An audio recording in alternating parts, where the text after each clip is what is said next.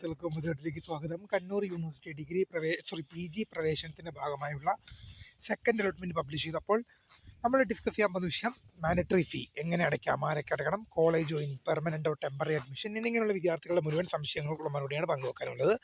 നമുക്ക് വലിയ ഇൻട്രഡക്ഷൻ ഒന്നുമില്ലാതെ നേരെ തന്നെ പോവാം. PG രണ്ടാം അലോട്ട്മെൻറ്റ് നിർദ്ദേശങ്ങൾ. അഫിലിയേറ്റഡ് കോളേജുകളിലേക്കുള്ള 2026-27 അധ്യയന വർഷത്തെ ബിരുദാനന്തര രണ്ടാം ഘട്ട അലോട്ട്മെൻറ്റ് യൂണിവേഴ്സിറ്റി വെബ്സൈറ്റിൽ admission.kannur.university.ac.in പ്രസിദ്ധീകരിച്ചു. തങ്ങളുടെ പ്രൊഫൈൽ ലോഗിൻ ചെയ്ത് അലോട്ട്മെൻറ്റ് വിദ്യാർത്ഥികൾക്ക് പരിശോധിക്കാൻ സാധിക്കുന്നതാണ്. ഫീസ് അടയ്ക്കണം.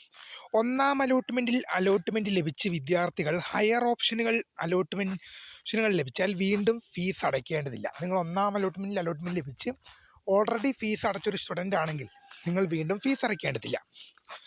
ആദ്യമായി അലോട്ട്മെൻറ്റ് ലഭിച്ച വിദ്യാർത്ഥികൾ SBI ലഭിച്ച വിദ്യാർത്ഥികൾ അഡ്മിഷൻ ഫീസ് 30/6/2026 ജൂൺ 30 തീയതിക്കകം SBI ഇ-പേ വഴി നിർബന്ധമായും അടയ്ക്കേണ്ടതാണ്. അതായത് ഫസ്റ്റ് അലോട്ട്മെൻറ്റിൽ സീറ്റ് ലഭിച്ചില്ല, സെക്കൻഡ് അലോട്ട്മെൻറ്റിൽ സീറ്റ് ലഭിക്കുന്നവരാണെങ്കിൽ ഈ ഫീസ് നിർബന്ധമായും അടയ്ക്കേണ്ടതാണ്. അലോട്ട്മെൻറ്റ് ലഭിക്കുന്ന വിദ്യാർത്ഥികൾ രണ്ടാം അലോട്ട്മെൻറ്റിന് ശേഷം അതാത് കോളേജിൽ പ്രവേശനത്തിനായി ഹാജരാകണം. അത് നിങ്ങൾക്ക് അലോട്ട്മെൻറ്റ് ലഭിച്ചാൽ എന്ത് ചെയ്യണം? രണ്ടാം അലോട്ട്മെൻറ്റിന് ശേഷം പ്രവേശനത്തിനായിട്ട് കോളേജിൽ ഹാജരാകണം.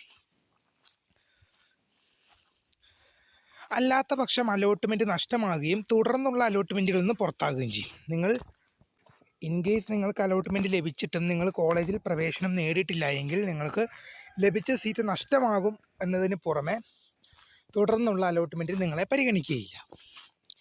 അഡ്മിഷൻ ഫീ ജനറൽ വിഭാഗത്തിന് 1035 രൂപ, SC/ST വിഭാഗങ്ങൾക്ക് 960 രൂപയാണ്. അലോട്ട്മെൻറ്റ് ലഭിച്ചവർ പേ ഫീസ് എന്ന ബട്ടണിൽ ക്ലിക്ക് ചെയ്ത് ഫീസ് അടയ്ക്കേണ്ടതാണ്. ഫീസ് അടച്ചവർ ലോഗിൻ ചെയ്ത് ഫീസ് അടച്ച വിവരങ്ങൾ അവരുടെ പ്രൊഫൈലിൽ വന്നിട്ടുണ്ടെന്ന് ഉറപ്പാക്കേണ്ടതാണ്. ഫീസ് അടയ്ക്കുന്ന വിദ്യാർത്ഥികൾ പ്രൊഫൈലിൽ എന്ത് ചെയ്യണം? ഫീസ് അടച്ച വിവരങ്ങൾ വന്നിട്ടുണ്ടെന്നുള്ളത് ഉറപ്പ് വരുത്തേണ്ടതാണ്. ഓക്കെ, നിങ്ങൾ ഫീസ് അടച്ചാൽ അതിൻ്റെ വിവരങ്ങൾ എന്ത് ചെയ്യണം? നിങ്ങളുടെ പ്രൊഫൈലിൽ വരുന്നിട്ടുണ്ടെന്ന് ഉറപ്പ് വരുത്തണം. ഓക്കെ, വിവരങ്ങൾ പ്രൊഫൈൽ ഉറപ്പാക്കേണ്ടതാണ്. അഡ്മിഷൻ ഫീസ് SBI ഇ-പേ വഴി ഒടുക്കാത്ത അപേക്ഷകരുടെ അലോട്ട്മെൻറ്റ് റദ്ദാക്കും. അലോട്ട്മെൻറ്റിൻ്റെ ഫീസ് എന്ത് ചെയ്യണം? SBI ഇ-പേ വഴിയാണ് അടയ്ക്കേണ്ടത്, അല്ലെങ്കിൽ നിങ്ങളുടെ അലോട്ട്മെൻറ്റ് റദ്ദാക്കും. കണ്ണൂർ യൂണിവേഴ്സിറ്റിക്ക് കീഴിലുള്ള കോളേജുകളിലെ യോഗ്യതാ ബിരുദം നേടിയ വിദ്യാർത്ഥികൾക്ക് കണ്ണൂർ യൂണിവേഴ്സിറ്റിയുടെ തന്നെ മറ്റ് പ്രോഗ്രാമുകൾ പൂർത്തിയാക്കി വരുന്നവരും ഒഴികെ പ്രവേശനം അവസാനിക്കുന്ന തീയതിക്ക് മുമ്പായി 24/7/2026 ജൂലൈ 27 മാട്രിക്കുലേഷൻ ഫീ 215 രൂപ, റെഗുലേഷൻ ഫീ 215 രൂപ നിർബന്ധമായും അടയ്ക്കേണ്ടതാണ്. Matriculation fees 215, regulation fees 20. അതായത് കണ്ണൂർ യൂണിവേഴ്സിറ്റിയുടെ കീഴിലുള്ള കോളേജുകളിൽ യോഗ്യതാ ബിരുദം നേടിയ വിദ്യാർത്ഥികളും കണ്ണൂർ യൂണിവേഴ്സിറ്റി തന്നെ മറ്റ് പ്രോഗ്രാമുകൾ പൂർത്തിയാക്കി വന്നവരും ഒഴികെ, അതായത് നിങ്ങളിപ്പോൾ ഉദാഹരണം പറഞ്ഞാൽ കണ്ണൂർ യൂണിവേഴ്സിറ്റി തന്നെ ഡിഗ്രി പഠിച്ച് കണ്ണൂർ യൂണിവേഴ്സിറ്റി തന്നെ PG ചെയ്യുന്നവരാണ് ചെയ്യേണ്ട. പക്ഷേ അതേസമയം കാലിക്കറ്റിലോ കേരളയിലോ MGയിലോ ഒക്കെ നിങ്ങൾ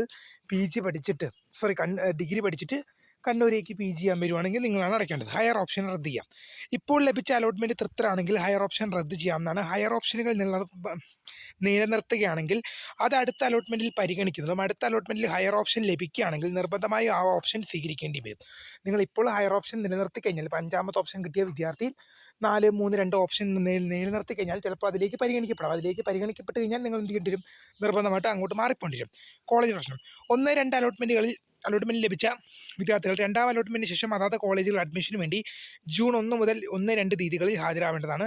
അഡ്മിഷൻ ലഭിക്കുന്നതിനായി ഹാജരാകുന്നതിനുള്ള അലോട്ട്മെൻറ്റ് മെമ്മോ രണ്ടാം അലോട്ട്മെൻറ്റിന് ശേഷം വെബ്സൈറ്റിൽ നിന്ന് ലഭ്യമാകുന്നതാണ്. അലോട്ട്മെൻറ്റ് മെമ്മോയോടൊപ്പം താഴെ കൊടുത്തിരിക്കുന്ന രേഖകളൊക്കെ നിങ്ങൾ നോക്കിക്കോളൂ. അപ്പോൾ നിങ്ങൾ ഹാജരാകുക. താൽക്കാലിക പ്രവേശനം. ഹയർ ഓപ്ഷൻ നിലനിർത്തുന്ന വിദ്യാർത്ഥികൾ ആവശ്യമെങ്കിൽ താൽക്കാലിക പ്രവേശനം നേടാവുന്നതാണ്.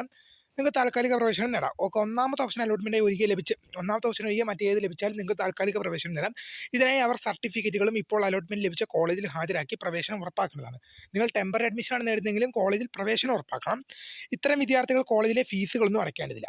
അതായത് നിങ്ങൾക്ക് ടെമ്പററി അഡ്മിഷനാണ് നിങ്ങൾ എടുക്കുന്നതെങ്കിൽ നിങ്ങൾ കോളേജ് ഫീസൊന്നും അടയ്ക്കേണ്ടതില്ല എന്ന് ശ്രദ്ധപ്പെടുന്നു. അടുത്ത അലോട്ട്മെൻറ്റുകളിൽ ഈ വിദ്യാർത്ഥികൾക്ക് ഹയർ ഓപ്ഷൻ ലഭിക്കുകയാണെങ്കിൽ ഇപ്പോൾ അലോട്ട്മെൻറ്റ് ലഭിച്ച കോളേജിൽ നിന്നും സർട്ടിഫിക്കറ്റുകൾ തിരിച്ചു വാങ്ങി പുതുതായി അലോട്ട്മെൻറ്റ് ലഭിച്ച കോളേജിൽ പ്രവേശനം നേടാവുന്നതാണ്. അതായത് ഇപ്പോൾ നിങ്ങൾ ടെമ്പററി അഡ്മിഷൻ എടുത്ത് നിങ്ങൾക്ക് അടുത്ത അലോട്ട്മെൻറ്റിൽ പുതിയൊരു കോളേജ് ലഭിച്ചു കഴിഞ്ഞാൽ നിങ്ങൾക്ക് അങ്ങോട്ട് മാറാൻ സാധിക്കുമെന്നാണ് പറയുന്നത്. താൽക്കാലിക പ്രവേശനം നേടിയ വിദ്യാർത്ഥികളുടെ വിവരങ്ങൾ കോളേജ് പ്രത്യേകം രജിസ്റ്ററിൽ രേഖപ്പെടുത്തേണ്ടതാണ്. ഹയർ ഓപ്ഷനുകൾ നിലവിലില്ലാത്ത എല്ലാ വിദ്യാർത്ഥികളും മുഴുവൻ ഫീസ് അടച്ച് സ്ഥിര പ്രവേശനം നേടണം. അതായത് ഇത് ആദ്യം പറഞ്ഞ കാര്യം കോളേജുകൾക്കുള്ളതാണ് പ്രത്യേക രജിസ്റ്ററിൽ രേഖപ്പെടുത്തണമെന്നുള്ളത്. പിന്നെ ഹയർ ഓപ്ഷൻ നിലനിർത്താത്ത വിദ്യാർത്ഥികൾ, ഇതിപ്പോൾ ഒന്നാം ഓപ്ഷനൊക്കെ കിട്ടിയവർ നിർബന്ധമായും പെർമനൻറ്റ് അഡ്മിഷൻ ഫീസ് അടച്ച് പെർമനൻറ്റ് അഡ്മിഷൻ നേടണം. ഇപ്പം ജൂലൈ 8-നാണ് അടുത്ത അലോട്ട്മെൻറ്റ് വരുന്നത്. ഫീസ് അടച്ച വിവരങ്ങൾ അടങ്ങിയ പ്രിൻ്റ് ഔട്ട് ഓൺലൈൻ രജിസ്ട്രേഷൻ ചെയ്ത് എല്ലാ വിദ്യാർത്ഥികളും ഫീസ് അടച്ചതിൻ്റെ വിവരങ്ങൾ തുടങ്ങിയ പ്രിൻ്റ് ഔട്ട് കൈവശം സൂക്ഷിക്കേണ്ടതാണ്. അഡ്മിഷൻ സമയത്ത് നിർബന്ധമായും കോളേജിൽ ഹാജരാക്കേണ്ടതാണെന്നുള്ളത്. നിങ്ങൾ ഫീസ് അടയ്ക്കുന്ന വിവരങ്ങളെല്ലാം സൂക്ഷിക്കേണ്ടതാണ്. അപ്പോൾ പുതിയ കാണുന്നതിന് മിസ്കൃത fund square for the things by